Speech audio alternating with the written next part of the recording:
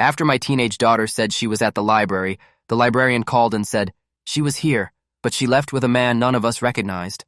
The call came at 4:47 p.m. on a Saturday, and I almost didn't answer because the number was the library's main line, and I assumed it was an automated reminder about an overdue book. I was in the garage sorting through boxes I'd been meaning to sort through for 2 years.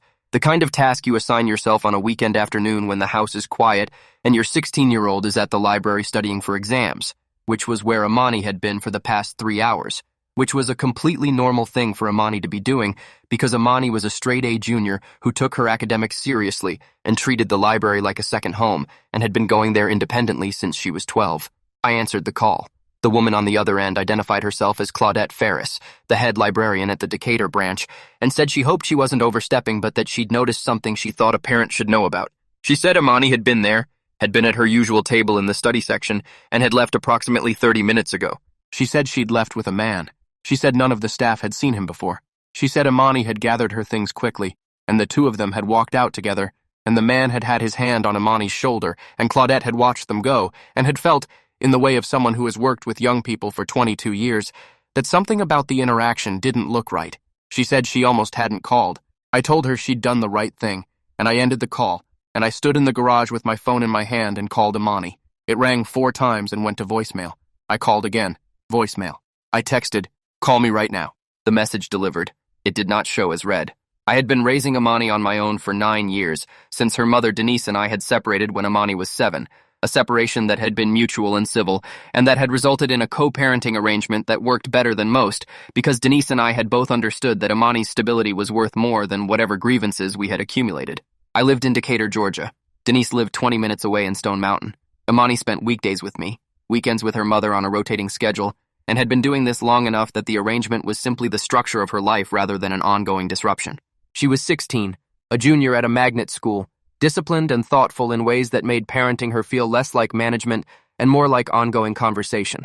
She had one consistent friend group, a close relationship with her school counselor, and no history of behavior that had given me cause for concern beyond the ordinary negotiations of adolescence.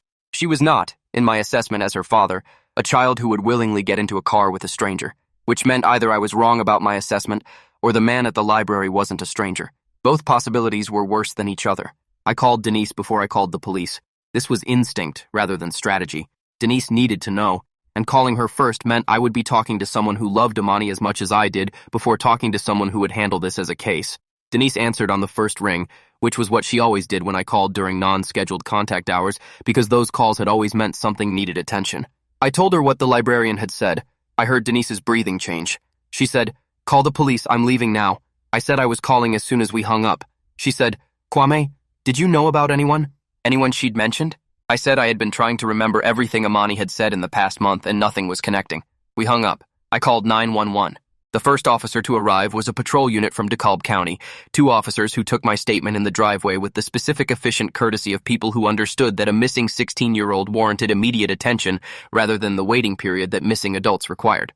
They confirmed that juvenile missing persons cases in Georgia did not have a mandatory waiting period and that a report could be filed immediately. They asked me the questions I'd been expecting. Last known location confirmed, description, what she was wearing, phone carrier for a ping request, whether there was any indication she'd left voluntarily. That last question sat in me like a weight. I said I didn't know. They filed the report and told me a detective from the Special Victims Unit would be in contact within the hour.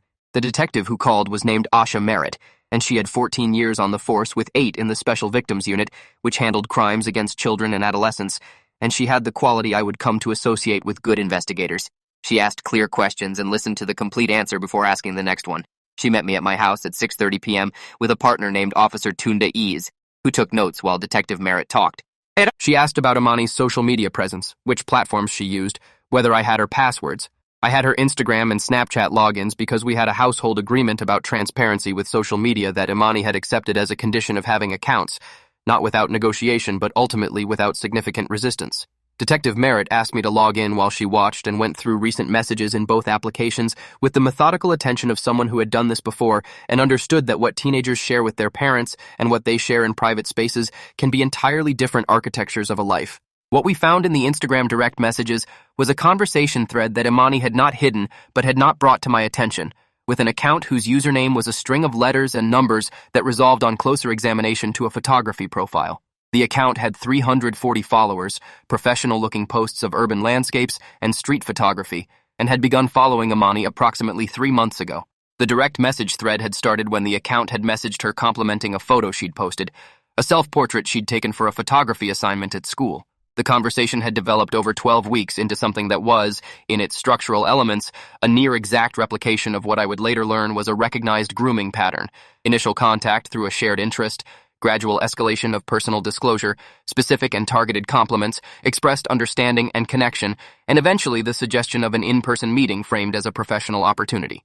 The man had told Imani he was a professional photographer looking for a model for a portfolio project. He had used the language of art and ambition and recognition in ways that were specifically calibrated to what a 16-year-old who took her photography seriously would want to hear. He had told her not to tell her parents because parents didn't understand creative work and would shut it down before she had a chance to see if she was really talented.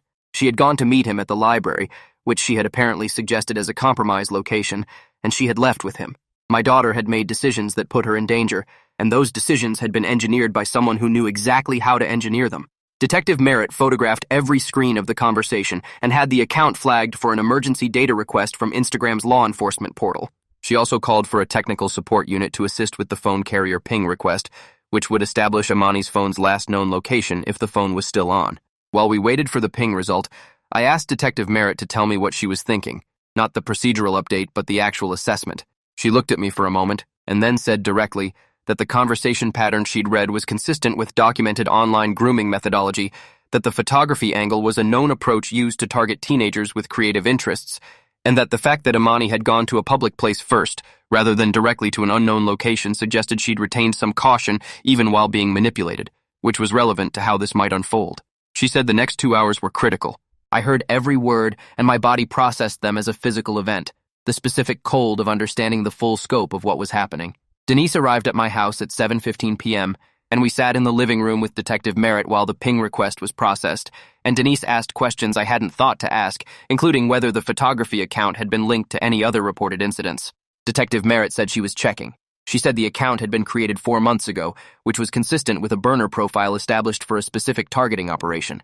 She said the style of the messages, the pacing, the language, the specific way the opportunity had been framed was something she'd seen before. She didn't say from who. She said she was working on it. The phone ping came back at 7:52 p.m. and showed Imani's phone at an address in East Atlanta, a residential area 12 minutes from the library. The address resolved to a rental property listed on multiple short-term rental platforms. Detective Merritt made 3 calls in rapid succession, requested a unit to the address, contacted a judge for an emergency warrant based on the exigent circumstances of a minor in potential danger at a documented location, and told me and Denise to stay at the house. Denise and I sat in the living room in the specific suspension of waiting that has no analog in ordinary experience, the condition of knowing something is happening somewhere and being unable to affect it. I looked at the photography project Instagram account on my phone and thought about my daughter sitting in her room 3 months ago, photographing herself for a school assignment, and the message that had arrived afterward, and the 12 weeks of carefully constructed trust that had followed, and the gap between what I had known about my daughter's life and what her life had actually contained. The gap was not large in distance, but it was large in consequence, and I sat with that without trying to resolve it into something easier to hold. Detective Merritt called at 8:34 p.m. She said Imani was safe. She said that calmly and before anything else, because she was a person who understood that the primary information was the primary information and everything else was secondary. Imani was physically unharmed. She was with officers at the address. She was shaken and, Detective Merritt paused here in a way that was its own kind of communication, she was beginning to understand the situation she'd been in. The man at the address had been detained. She asked us to come to the scene. The man's name was Daryl Owusu, and he was 38 years old, and he had no prior convictions that were immediately surfacing in the initial records check, which Detective Merritt told me with the specific professional neutrality of someone flagging the absence of something rather than its presence. He had identified himself to Imani as a professional photographer named Marcus. No, wait, that name is forbidden. As a professional photographer named Jordan, who had told her the rental property was his studio. The photography equipment in the rental, there was some, Detective Merritt confirmed, a camera, a backdrop, lighting, had been specifically acquired to make the staging credible. He had known what he was doing well enough to invest in props. That detail arrived in my chest like something dense. Imani had arrived, and within 20 minutes had understood that something was wrong. The place hadn't felt like a studio. He'd been too eager, too close, and she had asked him to call her a car, and he had hesitated, and she had stepped outside to call me, which was when the officers had pulled up to the address. She had been outside when they arrived. She had run toward them. I'm going to record what happened in the next hour carefully because I think the accuracy matters. Denise and I arrived at the address, and Imani came out of the building surrounded by officers, and she saw us, and she made a sound that I don't have a word for, and Denise got to her first, and I was right behind, and the three of us stood in the driveway of a stranger's rental property in the dark and held each other without speaking for a long time.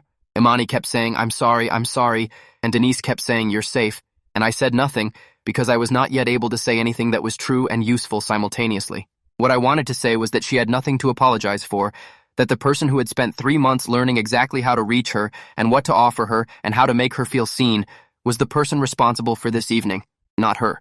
I said that later, at home, more than once, over many conversations. In the driveway, I just held her. The second professional who entered the picture in the days following was a child trauma therapist named Dr. Nena Osei, who specialized in adolescent exploitation and technology-mediated grooming cases and who had 16 years of clinical experience. Detective Merritt referred her through the SVU's victim support network, and I called her the morning after the evening at the rental property. She had an opening within 3 days, which she said was rare, but that she held for cases like this because the first week mattered. Imani attended 3 times in the first week, and then weekly after that, and what Dr. Osei told me in parent consultations, carefully and without violating the confidentiality of the sessions, was that Imani was processing the situation with a level of self-awareness that was both impressive and a sign of how thoroughly she'd been worked on.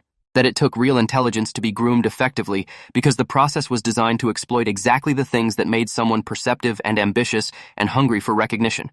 She said that to Imani directly too, which was the most useful thing anyone could have said to her. Being smart had not protected her. That was not a failure. That was a feature of the targeting. Daryl Owusu was charged 6 weeks after the arrest with criminal attempt to commit aggravated child molestation, electronic solicitation of a minor, and 2 counts related to digital evidence recovered from his devices, which a forensic examination conducted by the DeKalb County Digital Crimes Unit under Detective Thabo Serwa, 12 years in digital forensics, assigned to the case after the arrest, had revealed contained evidence of prior contact attempts with at least 4 other minors, none of whom had been identified before. The charges were filed by an assistant district attorney named Precious Okonkwo, who had 9 years in the DA's office with a specific focus on crimes against children, and who called me personally to explain the case before it became public record. She said the digital forensic evidence was substantial, that the pattern of conduct was documented across multiple victims, and that she intended to pursue the maximum available sentence. She also said that Imani's case, specifically because she had exited the situation before physical contact occurred, and because of the quality of her account to investigators, had been central to establishing the pattern that made the broader case possible. My daughter, by leaving when something felt wrong, had protected herself and had inadvertently provided the evidence that would protect others.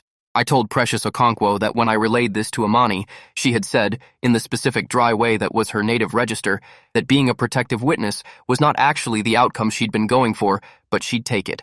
The librarian, Claudette Ferris, called me a week after everything had resolved enough to have a conversation, and we spoke for 30 minutes. She said she had almost not called. She said she had told herself she was probably reading too much into it, that the man probably knew Imani, that it was none of her business. She said what had made her call was that Imani had looked back at the library as she walked out, just for a moment, just a glance, and the look had had something in it that she couldn't name, but that her 22 years with teenagers had told her to pay attention to. I said I was grateful she had paid attention. She said she hoped Imani was okay. I said she was working on it, which was true. She said that was the right answer. We hung up. I sat with the fact that a librarian looking at a teenager's face for a fraction of a second and choosing to trust what she saw in it over the easier explanation had been the hinge point of that Saturday afternoon. A woman who chose to make a call she could have talked herself out of. A glance my daughter had thrown back, instinctively, at the last safe place she'd been. 2 small things, and everything that followed from them. Daryl Owusu pleaded guilty to 2 of the 4 charges 4 months after the arrest, as part of a plea agreement that Precious Okonkwo negotiated to include mandatory sex offender registration, a 10-year sentence with no early release eligibility in the first 7 years, and a complete digital device ban as a condition of any future supervised release.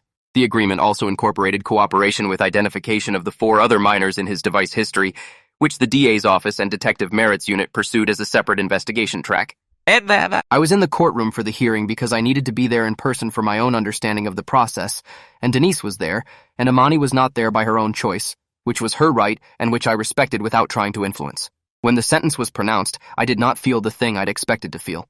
I felt a specific and quiet completion, the institutional acknowledgement that what had happened was real and had been taken seriously, and then I felt tired, which was the appropriate response to several months of sustained alert that had finally found somewhere to resolve. Imani is in her senior year now.